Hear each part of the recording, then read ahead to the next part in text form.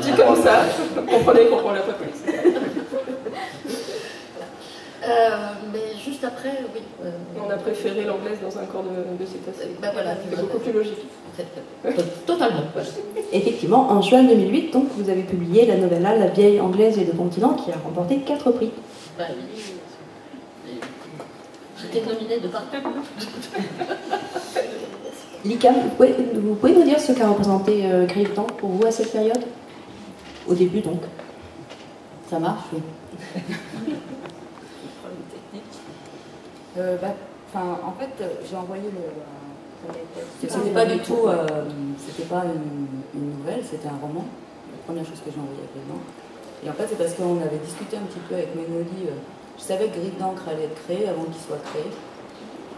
Et Ménoli m'avait dit qu'elle avait adoré une nouvelle que j'avais publiée à l'époque dans Chimera. Qui était en fait l'un des chapitres du roman d'un roman qui allait devenir Les Machetou. Et donc j'avais envoyé Les Machetou. Une première version, donc. La première version. D'accord. Et la nouvelle, dans Ouvre-toi, alors, ça parle de quoi, votre nouvelle? Alors c'est une nouvelle qui s'appelle La petite fille au cœur de marbre, qui est une nouvelle qui parle de façon, on va dire, avec beaucoup de merveilleux et beaucoup de fantaisie, de quelque chose qui existe, qui parle de l'autisme en fait.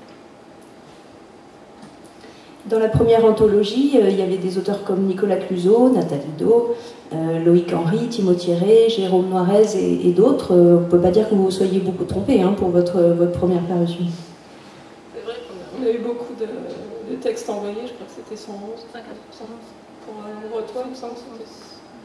Enfin, plus de 100 en tout cas. Voilà, c'était là-dessus. On est littéraire, hein, on ne sait pas trop bien compter. Déjà les bouquins, on ne sait pas combien on en a. Donc oui, plus de 100 en tout cas. C'est vrai qu'on avait eu beaucoup de textes de qualité. Il y a des textes entre lesquels on a vraiment hésité très longtemps. Et puis, en fait, il y avait de quoi faire 3 anthologies vraiment de très bonne qualité. Après, bon, c'est le seul livre pour lequel on était vraiment toutes les 3 avec Sophie à décider, mais au final c'était quand même Madame Magali qui tranchait, vu que c'était la directrice de la collection.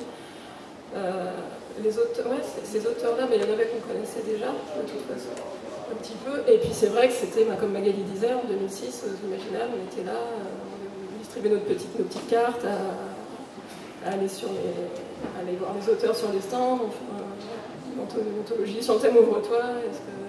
Par contre, il n'y a jamais eu chez nous de commandes.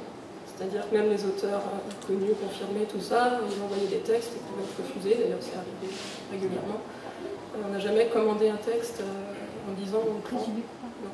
C'était pas un peu une commande, présumé coupable? Présumé coupable, c'était pas. Enfin, c'était une demande. Je voulais un texte sur ce thème-là.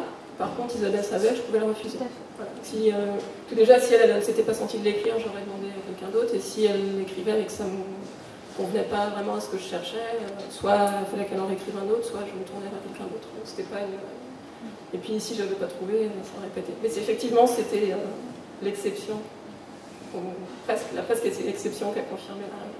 On n'a jamais fait de commande ferme de texte. Et les auteurs, on n'a jamais eu de problème d'ailleurs avec les auteurs, même les auteurs connus que tu citais. Tout le monde s'est plié au jeu le plus volontiers du monde. Ils ont tous trouvé ça. Juste un truc par rapport aux entos, parce qu'il y avait un comité de lecture qui était composé de, je crois, pas mal de personnes, 5-6 personnes, pour les anthologies de Magali. C'est que nous, on recevait tous les textes et on n'avait aucun nom. Donc, on jugeait le texte pour le texte et après, c'était à Magali d'envoyer des refus aux gens qui n'avaient pas l'habitude d'avoir des refus. Mais en tous les cas, on était complètement objectif sur ce qu'on ressentait du texte. Ouais, c'est vrai que c'est important à dire pour les anthologies. Ouais. Les textes étaient rendus anonymes. Après, au niveau des collections, on avait tous notre manière de gérer les textes qu'on recevait. C'est vrai que la manière de Magali de faire pour les anthologies, c'était comité de lecture, les textes sont rendus anonymes. Au final, c'est bien sûr elle qui décidait, mais il n'y avait pas de favoritisme en fait. J'ai même sélectionné des textes que j'aimais pas particulièrement, mais qui avaient des qualités, dont je reconnaissais la qualité, mais parce qu'ils avaient trouvé un gros écho au comité de lecture et je voulais faire des entos pour les lecteurs. Donc du coup, voilà, je savais qu'ils trouveraient leurs lecteurs, c'était des textes de qualité. Et d'ailleurs, souvent, je demandais pour les corrections à une des personnes qui avait aimé le texte de faire les corrections avec moi pour être sûr de ne pas trahir ce texte qui n'avait pas parlé, du coup, vraiment un bon texte. C'était vraiment le comité de choses. Et c'est une manière de travailler que tu m'as transmise. Parce que j'ai fait effectivement 2 anthologies pour Griffe d'encre. Chasseur de fantasmes d'abord, qui était une idée basiquement à nous 3, et Destination Univers. Et depuis, je suis incapable de travailler autrement. Je n'arrive pas à imaginer de ne pas avoir de comité de lecture, de ne pas me confronter, et de ne pas prendre forcément le texte qui va me plaire. Parce que si c'est pour faire une anthologie que j'aurais pu écrire, ça sert à quoi? Hein, j'ai qu'à écrire des recueils, ça va plus vite, finalement. Mais ça, c'est quelque chose que j'ai appris avec Griffe et je ne le regrette pas.